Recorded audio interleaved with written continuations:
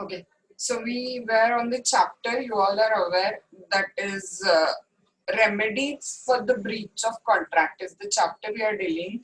Up to the point, we have discussed two remedies for the breach of contract. Number one remedy we have discussed was rescission. In short, we have discussed about this remedy of the rescission. That is, we apply for cancelling the contract when court grant the rescission and when court did not grant the rescission. That two part of the rescission remedy we have discussed.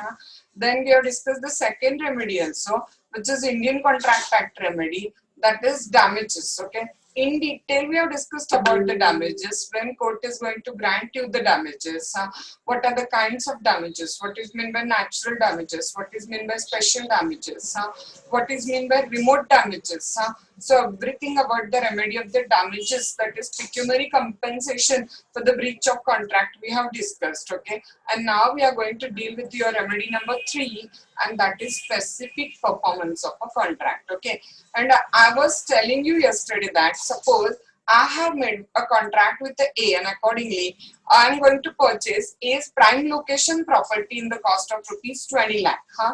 Now the contract was made today, but actual transaction is to be completed on the 15th of October. Okay, in the meantime the rate of the property get increased in that particular area, and the property rate is around 25 lakh rupees.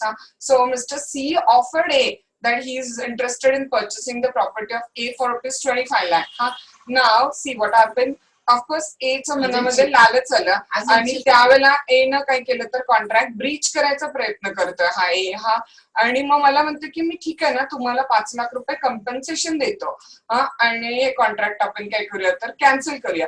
म्हणजे remedies in the form of damages तो मला द्यायला तयार आहे, पण ना prime location property आहे बघा, मला काय दुसरं रेमेडी कुठली नको, अल्टरनेटिव्ह रेमेडी मला नको आहे, कारण मी माझा तिथं बिझनेस करणार होते. ओके, माझं ती प्रॉपर्टी मला नाही मिळाली तर असं नुकसान होईल की जे पैशानं भरून निघणार नाहीये, कारण लाईफ लॉंग माझं लाईव्हलीहूड मला त्या प्राईम लोकेशनच्या प्रॉपर्टीवरनं काय होणार होतं तर मिळणार होतं तिथं. त्यामुळे मी काय म्हटलं, I don't want the damages, I don't want any alternative property, I want only what is decided in the terms of the contract. That is considered as a specific performance of a contract. Okay, जे कॉन्ट्रॅक्टच्या term मध्ये decide झाले तेच complete करा, आम्हाला दुसरं काही नको. म्हणजेच काय सांगत तर स्पेसिफिक परफॉर्मन्स. ही रेमेडी कुठल्या लॉ खाली अवेलेबल आहे बघा, परत स्पेसिफिक रिलीफ ऍक्ट 1963 खालीच ही रेमेडी तुम्हाला अवेलेबल आहे. Okay, in certain cases of the breach of contract, damages is not adequate remedy. The court may direct the party in a breach to carry out his promise according to the term of contract. This is a direction by the court for a specific performance of a contract. कुणाला बघा, at the suit of the party not in a breach, ज्या पार्टीनं ब्रीच केलेलं नाहीये म्हणजे मी त्या mister A वर सूट file करते. कशासाठी सूट फाईल करणार सांगा, मी त्या ए वर स्पेसिफिक परफॉर्मन्स ऑफ कॉन्ट्रॅक्ट साठी सूट फाईल करणार की मला दुसरी कुठली प्रॉपर्टी नको, मला फक्त जे कॉन्ट्रॅक्टच्या टर्म मध्ये डिसाइड झालेलं आहे तेच पूर्ण करून द्या. म्हणजेच काय सांगा तर specific performance of a contract. नाव ए आणि बी करायचं, काल तुम्हाला सांगत होते. ए काय करायचं सांगा की कोर्ट स्पेसिफिक परफॉर्मन्स कधी ग्रँट करेल, आणि बी काय करायचं सांगा तर कोर्ट स्पेसिफिक परफॉर्मन्स कधी ग्रँट करणार नाही. Okay, now when court grants specific performance, let's see.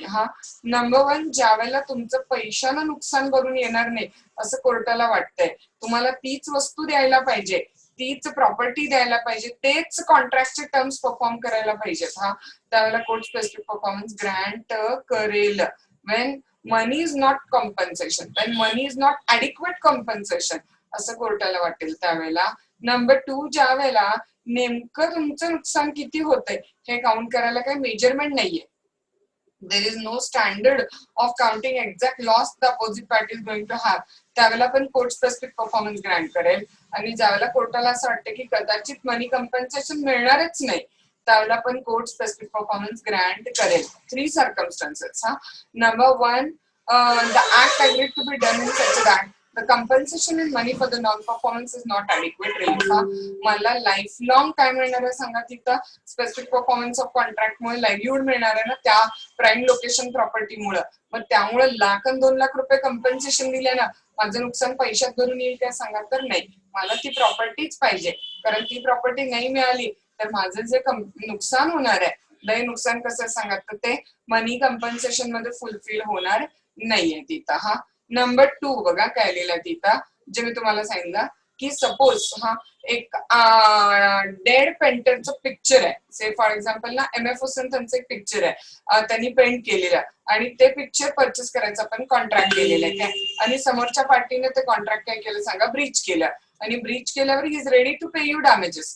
पण आता तुम्ही डॅमेजेस मोजणार कसं ना, आता MF हुसेन तर नाही आहेत किंवा त्यांच्या पेंटिंगचं नेमकं कॉस्ट काय असेल त्यांच्याकडून आपण काढूया, की दुसरं काढलं सेम पेंटिंग त्यांनी तर काय कॉस्ट ते करतील तिथं वगैरे. त्यामुळे नेमकं तुमचं नुकसान किती होणार आहे ते काउंट करायला काय नाहीये सांगा, तर मेजरमेंट काय नाहीये, हा स्टँडर्ड काय नाहीये, तर त्यावेळेला आपण स्पेसिफिक परफॉर्मन्स ग्रँट करते. नंबर 2 बघा, when there exists no standard for कशासाठी बघा,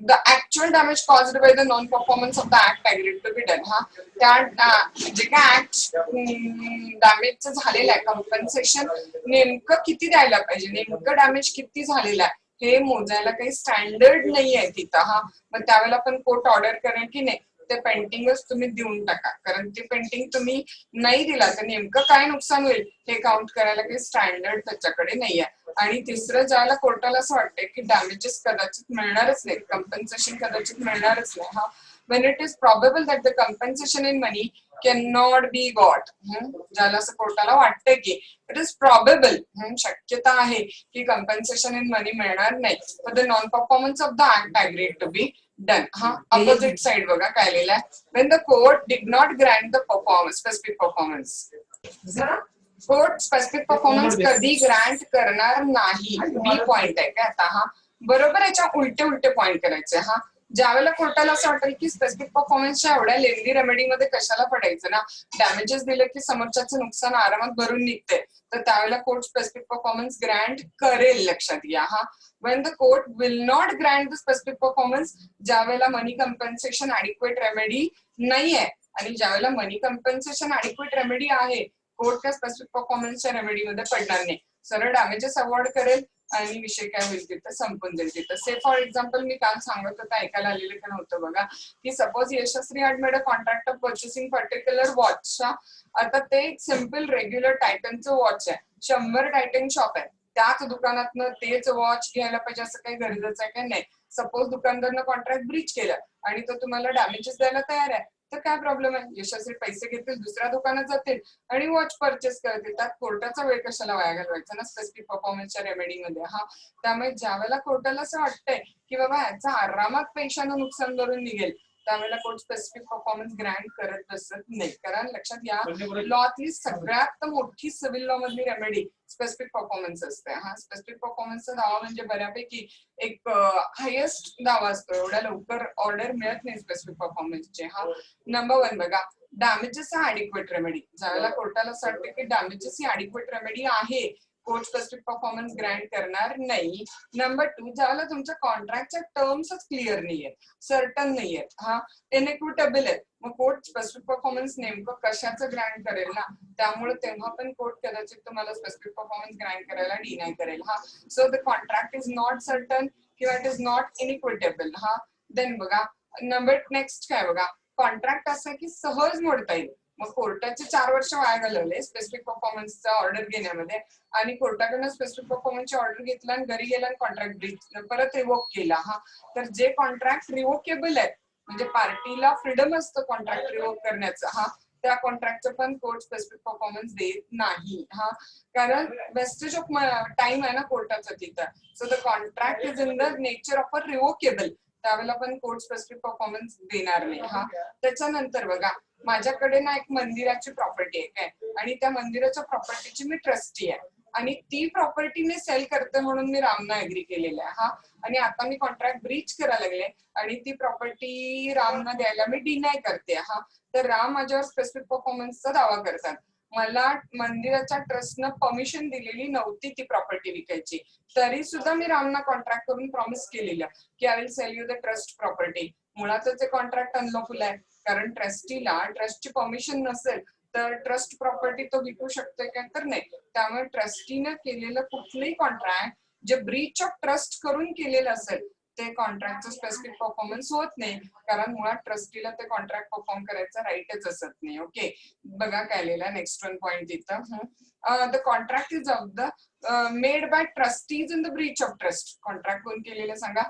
ट्रस्टीजनी केलेलं आहे. आणि कसं केलेलं आहे? ब्रीच ऑफ ट्रस्ट कडून केलेलं आहे. हा, त्याच्यानंतर व्हेरी सिम्पलेस्ट पॉइंट, हा, जे पर्सनल नेचरचे कॉन्ट्रॅक्ट असतात त्याचं पण कोर्ट स्पेसिफिक परफॉर्मन्स ग्रँट करत नाही तिथं. हा, the contract is of the personal nature. हा, say for example contract to marry, contract to paint a picture, हा, त्याचं स्पेसिफिक परफॉर्मन्स कोर्ट ग्रँट करणार नाही, कारण तो व्यक्ती नाही राहिला किंवा स्टेट ऑफ थिंग चेंज झालं, तो ज्याच्याशी लग्न करणार होता तो मॅड झाला, हा, काही सर्कमस्टन्सेस चेंज झाल्या तर आपण कंपेल नाही करू शकत की ते परफॉर्म कराच म्हणून तिथं.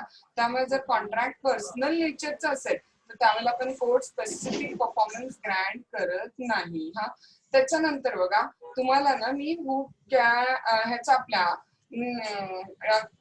कॉम्पिटंट पर्सन जो होता आपण कपॅसिटी ऑफ पार्टी, त्याच्यामध्ये तुम्हाला एक पॉइंट सांगितलेलं लक्षात असेल तर डिस्क्वालिफाईड बाय लॉ होतं बघा. आणि डिस्क्वालिफाईड बाय लॉ मध्ये आपल्याला कंपनी आणि कॉर्पोरेशन एक पॉइंट होता लक्षात असेल तर तुमच्या. आणि त्यावेळेला तुम्हाला सांगितलेलं की कंपनीज ऍक्ट 2013च्या खाली ज्या कंपनीज रजिस्टर्ड असतात की नाही त्या कंपनीजना ना कंपल्शन असतं की त्या कंपनीजनी कंपल्सरी जे मेमोरंडम ऑफ असोसिएशन मध्ये लिमिट दिलेल्या त्याच्या लिमिटेशन मध्येच कॉन्ट्रॅक्ट करायला पाहिजे, त्याच्या बियॉन्ड जाऊन ते कॉन्ट्रॅक्ट करू शकत नाहीत कंपनीज. हा, आणि जर असं कॉन्ट्रॅक्ट केलेलं असेल मेमोरंडम ऑफ असोसिएशनच्या बियॉन्ड जाऊन तर ते कॉन्ट्रॅक्ट अल्ट्रा व्हायरस होते. अल्ट्रा म्हणजे बियॉन्ड, व्हायरस म्हणजे पॉवर, आणि अल्ट्रा व्हायरस म्हणजे बियॉन्ड द पॉवर, आणि त्या कॉन्ट्रॅक्टचं स्पेसिफिक परफॉर्मन्स ग्रँट करत नाहीत. हा, so the contract is made by the company in excess of the power let down in the memorandum of association. हा, आणि लास्ट असं कॉन्ट्रॅक्ट आहे ना की ज्याला लॉंग टर्म सुपरविजनची गरज आहे. मग आता कोर्ट स्पेसिफिक परफॉर्मन्स ग्रँट करून काय बघत बसेल काय कोर्टाला? काय वेळ काय सांगा? एखादी मोठी बिल्डिंगचं कन्स्ट्रक्शन चालू आहे त्याचं कॉन्ट्रॅक्ट ब्रीच झालेलं आहे. हा, मग आता तिथे बिल्डिंग सुपरविजनची गरज आहे ना, 10 वर्ष 5 वर्ष बांधकामाला लागले तर कोर्ट काय आपलं 10 वर्ष माणूस ठेवून बघत बसतील काय की सुपरविजन करतील काय की चेक करतील काय की कॉन्ट्रॅक्ट होतंय काय, बांधकाम चालू आहे काय, कोर्टाच्या टर्म्स नुसारच आहे काय वगैरे वगैरे. हा, ह्याला एक एक्सेप्शन पण आहे ते आपल्याला 8व्या युनिट मध्ये येईल. पण आता जनरली लक्षात ठेवा की ज्या कॉन्ट्रॅक्टला एक लॉंग टर्म सुपरविजनची गरज असते, लक्ष ठेवायची गरज असते, त्या कॉन्ट्रॅक्टचं स्पेसिफिक परफॉर्मन्स कोर्ट ग्रँट करत नाहीत. हा, so for example building contract त्याला सुपरविजनची गरज आहे. फॉर एक्झाम्पल इन ऑल बघा when court is not going to grant the specific performance, लक्षात आलं? नंबर 1 damages adequate remedy आहे. नंबर 2 कॉन्ट्रॅक्टचे टर्म्स सर्टन नाही आहेत. नंबर 3 कॉन्ट्रॅक्ट रिव्होकेबल नेचरचा आहे. नंबर 4 कॉन्ट्रॅक्ट ट्रस्टीजनी ब्रीच ऑफ ट्रस्ट करून केलेला आहे. नंबर 5 कॉन्ट्रॅक्ट पर्सनल नेचरचा like promise to marry. Number 6 contract कंपनीने केलेला बियॉन्ड मेमोरंडम ऑफ असोसिएशन. आणि नंबर 6 हा कॉन्ट्रॅक्ट रिक्वायर्ड करते सुपरविजन जे कोर्टाला पॉसिबल नसतंय. अशा सर्कमस्टन्सेस मध्ये कोर्ट स्पेसिफिक परफॉर्मन्स ग्रँट करत नाही. हा, so remedy number 3 we are discuss काय बघितलं सांगा? Specific performance of a contract. Now remedy number 4 we are going to see, that is suit for injunction. Now suit for injunction बघा, injunction म्हणजे simple point मध्ये लक्षात घ्या काय की एक गोष्ट करणार नाही म्हणून तुम्ही प्रॉमिस केलेलं आहे कॉन्ट्रॅक्ट मध्ये. हा, you are promise that you will not do that thing. हा, and exactly you are doing that thing. हा, तर तुम्हाला ते करण्यापासून प्रिव्हेंट करण्यासाठी जे कोर्टात सूट फाईल होतं की नाही त्याला काय म्हणतात? तर injunction. Say for example suppose तुम्ही आता लॉयर आहे, हा, आणि माझी एक लॉ फर्म आहे आणि तुम्ही माझ्या बरोबर कॉन्ट्रॅक्ट केलेलं आहे की 5 इयर तुम्ही माझं जॉब सोडणार नाही आणि त्याच्या बदल्यातच मी तुम्हाला डबल सॅलरी ऑलमोस्ट ऑफर केलेली आहे. हा, मग आता तुम्ही माझं जॉब सोडायला लागलाय, मी कशासाठी सूट फाईल करेन सांगा? सूट फॉर इंजंक्शन, की बाबा तुम्हाला नेक्स्ट 5 इयर जॉब सोडता येणार नाही तिथं. ओके, इंजंक्शन म्हणजे समोरच्या पार्टीनं तुम्हाला प्रॉमिस केले that he will not do a particular activity आणि exactly he is doing that activity, तर त्याला ती ऍक्टिव्हिटी करण्यापासून रिस्ट्रेंट करायला जी सूट फाईल करतो त्याला आपण काय म्हणतो सांगा? तर it's called as a injunction. Suit, हा, to prevent the party from doing what he has promise that he will not do म्हणजे इंजंक्शन. आता लक्षात घ्या काय इंजंक्शन हे 2 प्रकारचं आहे. हा, एक इंजंक्शन आहे, तुम्हाला हा क्वेश्चन 80% पेपर मध्ये येत असतोय, पण कुठे येतं सांगा तर 8व्या युनिट मधनं. 8व्या युनिट मध्ये आपल्याला याच्यावरती डिटेल बघायचं. इथं आपल्याला शॉर्ट मध्ये आलेला हा 8व्या युनिट मध्ये स्पेसिफिक रिलीफ ऍक्ट खाली हा क्वेश्चन आपल्याला काय होतं तर डीप मध्ये येतोय तिथं. हा इथे remedies for the breach of contract साठी 1.5 मटेरियल फक्त आपण कव्हरअप काय करतोय तर करतोय इथं. हा सी बघा एक्झाम्पल काय सांगत होते तुम्हाला. तर इंजेक्शनचे 2 प्रकार आहेत. एक प्रकार आहे तो टेम्पररी इंजेक्शन आहे आणि दुसरा प्रकार आहे तो काय सांगा तर परपेच्युअल इंजेक्शन आहे. इंजेक्शनचे काय सांगा 2 प्रकार आहेत. What are the 2 types of injection?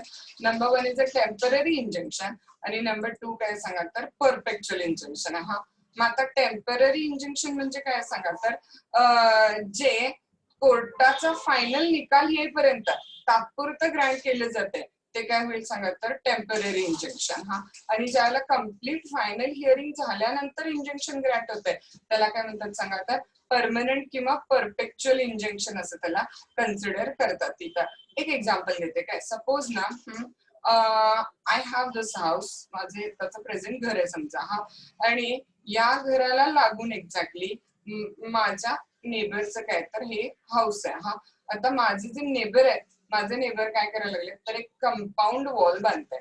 My neighbour is constructing a compound wall. हा now I am of the view की माझे नेबर माझ्या जागेमध्ये एनक्रॉच करून हे कंपाऊंड करतायत. हा म्हणजे त्यांनी माझ्या जागेमध्ये अतिक्रमण केलेलं आहे आणि ते वॉल काय करतात तर बांधतात. म्हणून मी सूट फॉर इंजंक्शन कोर्टात दाखल केली आहे की ह्यांना ही कंपाऊंड वॉल बांधण्यापासून काय करा तर थांबवा. हा आता यांनी ऑलरेडी कन्स्ट्रक्शन सुरू केलेलं आहे काय तिथं. हा आणि मी सूट काय केलेलं आहे कोर्टात फाईल केलेला आहे. आता नॉर्मली सिव्हिल सूटचा निकाल कधीही 2 वर्ष म्हणजे पण मी फार कमी सांगितला पण 2-3 वर्षाच्या आत तर लागतच नाही सिव्हिल सूटचा निकाल. हा मग आता 2 वर्षात ही भिंत काय बांधायची राहील काय सांगा.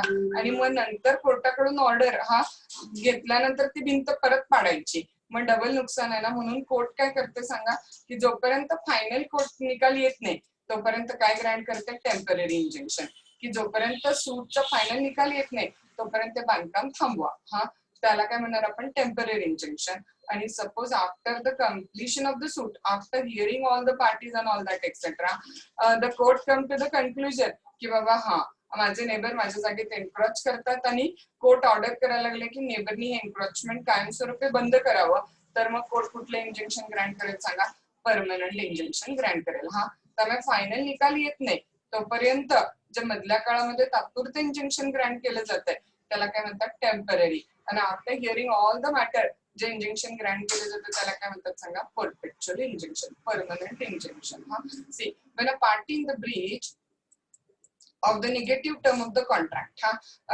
that is where he is doing something which is promised not to do, right? So the court may काय करेल बघा तिथं by issuing an order restrain him from doing what he promised not to do. जे त्याने promise केलेलं नाही करेल तेच करतोय त्याला कोर्ट काय करेल तर थांबवेल. such an order is known as काय म्हणतात सांगा त्याला इंजंक्शन असं म्हणतात. तिथं वॉर्नर ब्रॉस वर्सेस नेल्सन. हा and a film actress agreed to act exclusively for the W for a year. तुम्हाला बराच एक्झाम्पल दिलेला की एक फिल्म ऍक्ट्रेस आहे आणि ती पूर्ण वर्षभर फक्त कोणासाठी काम करेल म्हणून सांगितलेलं तिने तर एका प्रोड्युसरसाठी W for no one else. आणि during the year she contracted to work for Z.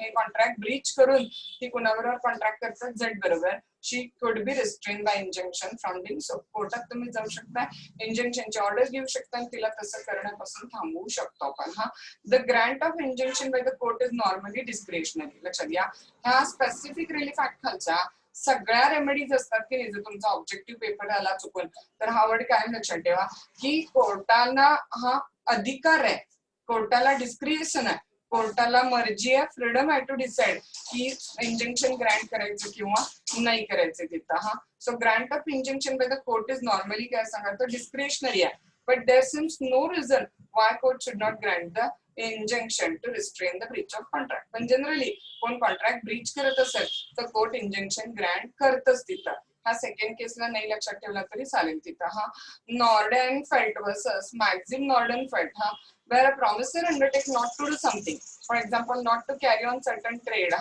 or which is a negative in substance though not in a form. एखादी निगेटिव्ह गोष्ट तुम्ही नाही करतो म्हणून सांगितलं केला तर त्याला थांबवायला कशाची ऑर्डर केली जाऊ शकते तर इंजंक्शनची. बट आय प्रेफर की काय गरज नाहीये ह्या खालच्या केसची तिथं हा should refuse to grant the injunction to restrain the breach of a contract. इथपर्यंत टाका मोर दॅन सफिशियंट आहे इथं हा. आणि लास्ट रेमेडी चुकून याच्यावर इंडिव्हिज्युअल शॉर्ट नोट आली तर म्हणून ह्याला वेगळं लिहून दिलेलं आहे. ती लास्ट रेमेडी काय सांगा तर क्वांटम मेरिट म्हणजे ऍज मच ॲज अर्नड हा. व्हेरी फर्स्ट डे आठवा आपण remedies for the breach of कॉन्ट्रॅक्टचा युनिट बघत होतो त्यावेळेचा. तुम्हाला एक एक्झाम्पल दिलेलं की एक्स नावाच्या एका व्यक्तीला मी जॉबवर ठेवलेलं आहे 6 महिन्यासाठी. Per month 10,000 rupees salary decide झालेली आहे. 3 महिने यानं काम केले, त्याला सॅलरी मला 6 महिन्यानंतर एकदम द्यायची होती. ही वर्क फॉर 3 मंथ हा. आणि after 3 month I throw him out of the job. मी त्याला जॉबवरनं काढलं हा. तर मी ब्रीच ऑफ कॉन्ट्रॅक्ट केलेला आहे. तर हा एक्स माझ्यावरती कशासाठी सूट फाईल करेल सांगा? Quantum meruit. ठीक आहे, कामावरनं काढलाय पण ॲज मच ॲज अर्न मी जेवढं काम केलेलं आहे तेवढा पगार मला द्या. So he has work for 3 months. I am suppose to pay 30,000 rupees salary to mister X on the ground of काय सांगा?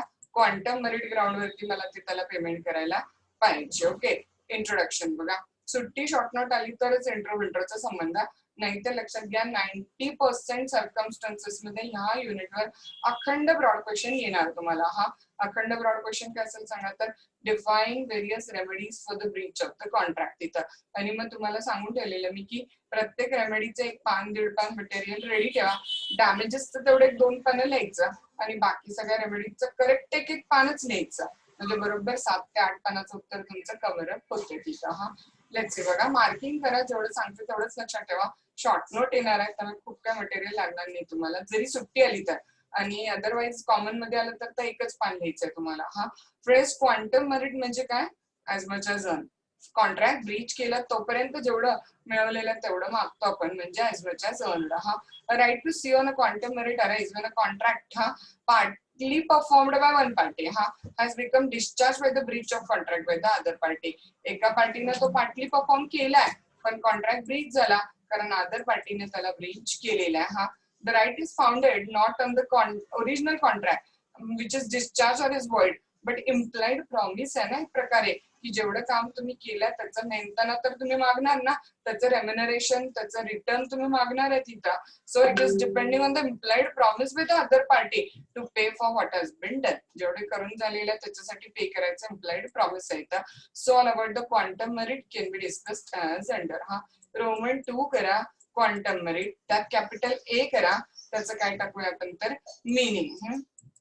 Quantum merit literally means as much as earn as much as merited. जेवढं झालेलं आहे तेवढ्याच हा. When a person has done some work under a contract, the other party repudiate the contract. Other पार्टीने contract repudiate केलं किंवा अशी काहीतरी एखादी घटना घडली की ज्यामुळे कॉन्ट्रॅक्ट ब्रीच झाला हा. and the other party repudiate the contract or some event happen which make the further performance of contract impossible हा. किंवा काही कारणामुळे ते कॉन्ट्रॅक्ट इम्पॉसिबल झालं तर जेवढं केलेलं त्याचं रिटर्न तुम्हाला द्यायला पाहिजे.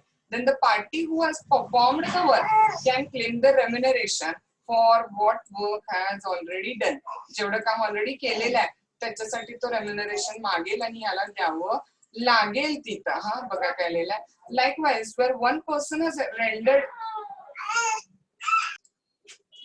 Likewise, when one person has expressly or impliedly requested another to render him a service without specifying remuneration. पगार पण काय ठरला नव्हता आणि कामाला तुम्ही असंच ठेवून घेतला आणि योग्य ते पगार देतो म्हणून सांगितला तर मग जेवढं काम त्याने केलंय तेवढाचा पगार तुम्हाला द्यायला पाहिजे परत हा. But the circumstances request him imply that the services to be paid for there is implied a promise to pay quantum meruit. त्यावेळेला सुद्धा एक इम्प्लाइड प्रॉमिस आहे की तुम्ही त्याला क्वांटम मेरिट म्हणजेच ॲज मच ॲज अर्न द्यायला पाहिजे rendering the services he deserve. पण हा पॅरेग्राफ काही लक्षात ठेवू नका परीक्षेसाठी हा. Directly हा पॅरेग्राफला जा. The right to claim the quantum merit does not arise out of contract as the right to damages does. It is a claim on the quasi contractual obligation which law implies in the circumstances. Quantum merit कशावर based आहे सांगा तर quasi contract were based आहे हा. Contract were based नाहीये कारण पूर्ण terms अजून क्लिअर झालेल्या नव्हत्या असं म्हणतात. इम्प्लाइड आहे की तुम्ही काम करून घेतलंय ना तर त्याचं पेमेंट तुम्ही करायला पाहिजे. तर एक सिंपल वाक्य लक्षात ठेवा की क्वांटम मेरिटचा क्लेम ऑब्जेक्टिव्ह साठी पण तयारी ठेवा. कॉन्ट्रॅक्च्युअल बेसिसवर नाहीये तर क्वांटम मेरिटचा क्लेम कशावरती बेसिस आहे सांगा तर क्वासी कॉन्ट्रॅक्च्युअल ऑब्लिगेशन बेसिस वरती आहे तिथं हा. Now you are going to make your B point हा. Cases in which claim for quantum merit arise हा. क्वांटम मेरिटचा क्लेम कधी कधी अराइज होईल बघा. नंबर 1 ज्या वेळेला अग्रीमेंट काही कारणानं वॉइड होते हा.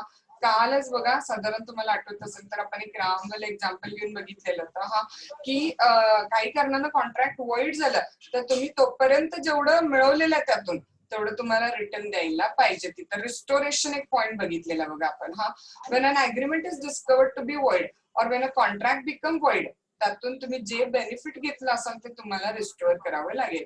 Any person who has received any advantage under such agreement or a contract is bound to restore it or to make the compensation for it to the person from whom he received. ज्याच्याकडून कुणाकडून ते benefit तुम्ही घेतलेला आहे ते benefit return करायला तुम्ही काय सांगा तर लायबल आहे तिथं हा. केसचं नाव लक्षात ठेवायची गरज नाही, एक्झाम्पल पण लक्षात ठेवायची गरज नाही. शॉर्ट नोटला एवढं मटेरियल तुम्हाला लिहिणं शक्य नाहीये. जस्ट नॉलेज म्हणून बघा की एक C was employed as a managing director in the company. एका कंपनीमध्ये त्याला एमडी म्हणून अपॉइंट केलं काय आणि काही काळ सर्व्हिस दिल्यानंतर लक्षात आलं की ज्या डायरेक्टरनी त्याला अपॉइंट केलेलं ते डायरेक्टर क्वालिफाईड नव्हते. आता त्याची काय चूक आहे याच्यामध्ये काहीच नाही हा. अपॉइंटमेंट कॅन्सल होईल पण त्यानं 3 महिने काम केलेलं त्याचं त्याला quantum merit as much as earn मिळायला पाहिजे. सिंपल हा. After he rendered the service for the 3 months, it was found that the director were not qualified to appoint him.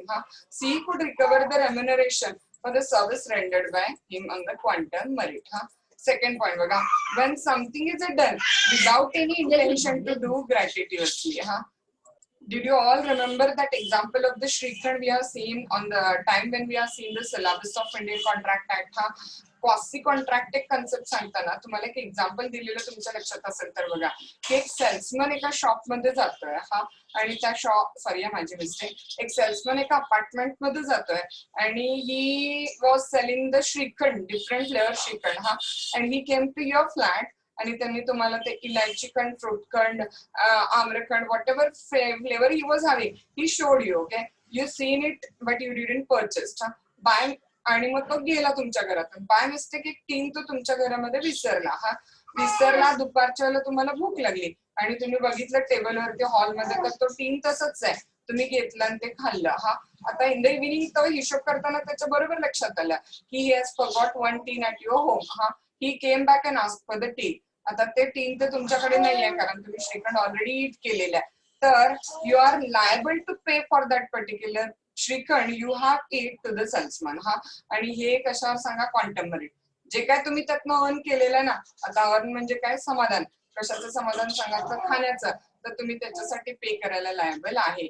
कारण सेल्समनचं कुठलंही इंटेन्शन नव्हतं की तुम्हाला तो श्रीखंड सॅम्पल म्हणून देणार होता किंवा फ्री म्हणून देणार होता. असं काय इंटेन्शन होतं काय सांगा त्याचं, तर असं कुठलंही इंटेन्शन त्याचं नव्हतं. Okay, so when something is done without any intention to do gratuitously when a thing is lawfully done or a goods are supplied to a person without any intention to do gratuitously म्हणजे free फुकट to another person and such other person enjoy the benefit. तुम्ही त्याचं benefit enjoy केला, श्रीखंड खाल्ला, तर मग त्याचे पैसे द्यायला पाहिजे. He is bound to make compensation to the former in respect of or to restore the thing so done or delivered.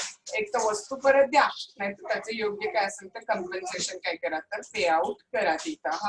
Then next point काय आलेलं बघा, मी तुम्हाला सांगितलेलं की जर समजा रेम्युनरेशन नेमकं किती द्यायचं, तुम्ही एखाद्याला सर्व्हिसवर ठेवला पण त्या सर्व्हिसचं रेम्युनरेशन किती द्यायचं ठरलेलं नसेल तर मग जेवढी सेवा त्यांना दिलेली आहे त्याच्यासाठी रिझनेबल रेम्युनरेशन तुम्हाला द्यावं लागेल. असं फ्री तर आपण कुणाकडून काम करून घेणार नाहीये. Okay, so when there is an express or implied contract to render the service but there is no agreement as to remuneration, in such a case reasonable remuneration is payable. काय amount द्यायला पाहिजे सांगा, योग्य ती reasonable आणि reasonable काय असेल सांगा ते केस टू केस डिपेंड होईल तिथं what is a reasonable remuneration is determined by the court and this reasonable remuneration म्हणजेच काय असेल सांगा as much as earned quantum merit असेल ते तिथं परत केसचं नाव विसरून जावा, फॅक्ट्स पण काही गरज नाही, शॉर्ट नोट येणार आहे तेवढं एवढं डिटेल जायची गरज नाही Upton rural district council versus Powell. There was an implied agreement between P and Fire Brigade for the services of Fire Brigade. पटकन गडबडीत त्यानं गाडी बोलवली काय पण अजून असं पेमेंट ठरलं नव्हतं की नेमकं किती द्यायचं, पण तुम्ही फायर ब्रिगेडची सर्व्हिस घेतला ना, मग रिझनेबल पेमेंट तुम्हाला द्यायला पाहिजे. Simple. Reasonable remuneration was payable by the P for the services received by him. Then next one बघा, when the completion of the contract has been prevented by the act of the party to the contract. आठवतं तुम्हाला मी example दिलेलं की Prashant is ready to paint a picture, पण मी timing देत नाहीये, मग काय करणार ना, त्यावेळेला पण आपोआप कॉन्ट्रॅक्ट काय होईल सांगा, तर डिस्चार्ज होईल आणि जेवढं मी परफॉर्म केलेलं आहे त्याचं रेम्युनरेशन मी मागू शकते. बघा की एक्झाम्पलच दिलेलं आहे त्याला डायरेक्ट. पीनं एका एजंटला अपॉइंट केलं, एजंट आपलं काम करत होता पण रॉंगफुली त्याने एजंटला कामावरनं काढलं तिथं. मग साहजिक आहे, एजंटने जेवढं काम केलंय तेवढ्यासाठी एजंट रेम्युनरेशन मागेल. केसचं नाव लक्षात ठेवायची गरज नाही, डायरेक्ट एक्झाम्पल टाकून द्या पॉइंटच्या हेडिंग देऊन. P wrongfully revoked age authority before A could complete his duties.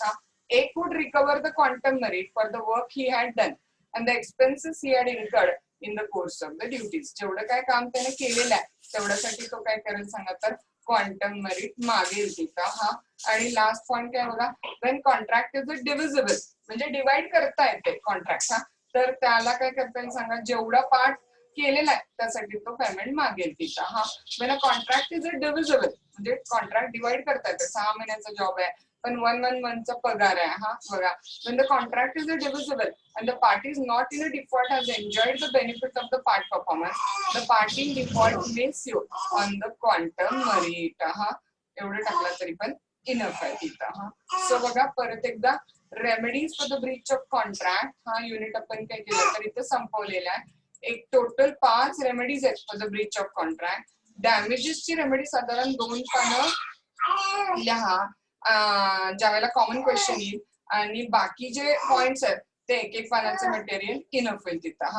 रेस्ट्रिक्शनला साधारण 1 पानाची तयारी ठेवा. रेस्ट्रिक्शन म्हणजे काय, Wien court Grant restriction and Wien did not Grant restriction. Quantum merit म्हणजे काय, आणि क्वांटम मेरिटचे तर 5 पॉइंट आता आपण बघितलेले. स्पेसिफिक परफॉर्मन्स म्हणजे काय, when court grants specific performance and when court did not grant specific performance. Injunction म्हणजे काय, इंजंक्शनचे टाइप्स काय आहेत, आणि इंजंक्शनची ती केस लॉ फिल्म ऍक्ट्रेसेसची आपण बघितलेली. आणि मग फुल डॅमेजेस. ओके, डॅमेजेसचे 1-2 पानं तरी तुम्हाला लिहावं लागेल, त्याशिवाय कव्हर होणार नाही. डॅमेजेस म्हणजे काय, डॅमेजेसचे रूल्स सेक्शन 73 मध्ये दिलेले आहेत ते रूल्स, आणि डॅमेजेसचे टाइप्सचे 2-2-3-3 वेळचे explanation. Okay, natural damages, you have the right to recover the natural damages. Okay, ऑब्जेक्टिव्हच्या दृष्टीने पण लक्षात ठेवा. Special damages you can recover only if you have make known to the other party about this particular damages in advance. Number 3, remote damages are not recoverable at all. Number 4, exemplary or punitive damages are recoverable only in the 2 cases. Promise to marry breach केलेलं असेल तर, आणि dishonor of check केलेलं असेल तर account मध्ये पैसे असताना पण. Then number 5, damages for the loss of reputation, and number 6 we have discussed damages for the inconvenience. So all that was damages we have discussed. Okay, आणि अशा पद्धतीने हा युनिट आपण इथे एंड करतोय. Remedies for the breach of a contract, restriction, suit for damages, suit for quantum merit, suit for specific performance, आणि सूट for injunction. ह्यातले परत लक्षात घ्या, रेस्ट्रिक्शन 8व्या युनिट मध्ये सुट्टा क्वेश्चन येणार आहे.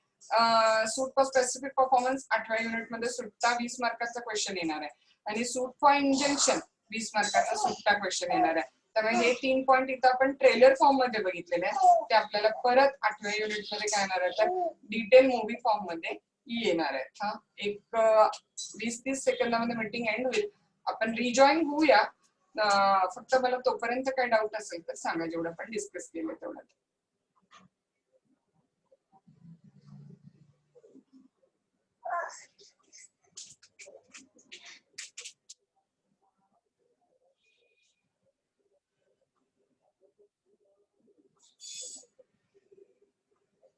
ओके यशस्वी, बाकी सगळ्यांना कळलं? देवांशी, प्रशाली, राम. मीटिंगला एंड व्हायला किती टाइम आहे? 5-10 सेकंद असतील.